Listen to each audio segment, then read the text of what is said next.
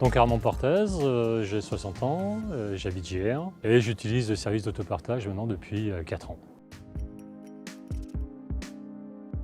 Sur l'échelle de 1 à 5, je dirais 4. J'ai divisé ma facture de mobilité par 2 à peu près. Je suis aujourd'hui autour de 1 500 € par an, alors qu'auparavant j'étais plutôt autour de 3 000, 3 500 parce que j'avais une vieille voiture. Donc voilà, donc d'un point de vue économique, c'est tout gagnant. Le côté pratique, c'est facile, hein. En un clic, on la réserve sur l'application ou sur le site internet, donc je dirais 4. Donc évidemment, si on se réserve à la dernière minute, on aura ce qui reste. Donc voilà, donc il faut un peu anticiper, mais si on anticipe, ça se trouve facilement. Je vais rarement chercher une voiture à Grenoble, la plupart du temps je la prends sur JR. Alors d'un point de vue sécurité, la voiture c'est une voiture comme une autre, elle est entretenue correctement, donc je dirais 5. Ce pas des voitures dangereuses, hein, donc voilà, j'ai jamais eu de problème de frein qui lâche ou quoi que ce soit sur une Cities. Donc d'un point de vue sécurité, c'est équivalent à une voiture classique, quoi. Elle est révisée régulièrement. Alors pour la rapidité d'utilisation, je dirais 5. Si j'en ai besoin peu de temps, je vais la trouver facilement, parce que je dirais sur un créneau court. Évidemment, si je pars en vacances, je veux une voiture pendant 3 semaines, dans ce cas-là, il faudra un peu anticiper. Donc je dirais qu'il faut aussi prendre un peu plus à l'avance.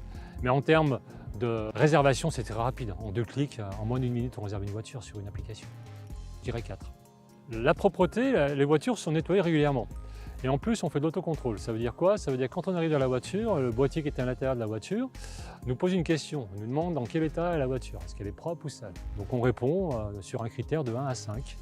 Moi, je n'ai pas de souci particulier. Et si elle est sale, je le signale. Et Cities envoie quelqu'un pour la nettoyer rapidement. Pour moi, en termes d'écologique, c'est bien. C'est pas parfait, mais je dirais 4. Une Cities, ça prend la place de 10 voitures. Donc quelque part, c'est vraiment en termes d'usage. On fait une approche efficiente de la mobilité. On va en prendre uniquement quand on en a besoin. Je vais au boulot en vélo et en train. Quand j'ai besoin d'aller à Grenoble, je prends le tram. Si je dois faire des courses, en vélo, j'ai des sacoches, je mets mes courses dans les sacoches.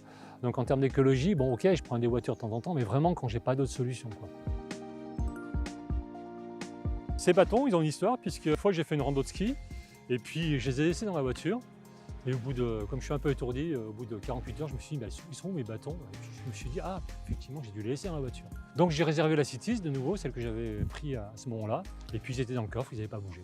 Donc ce qui veut dire qu'on peut faire confiance aux utilisateurs Cities, il n'y a personne qui est parti avec.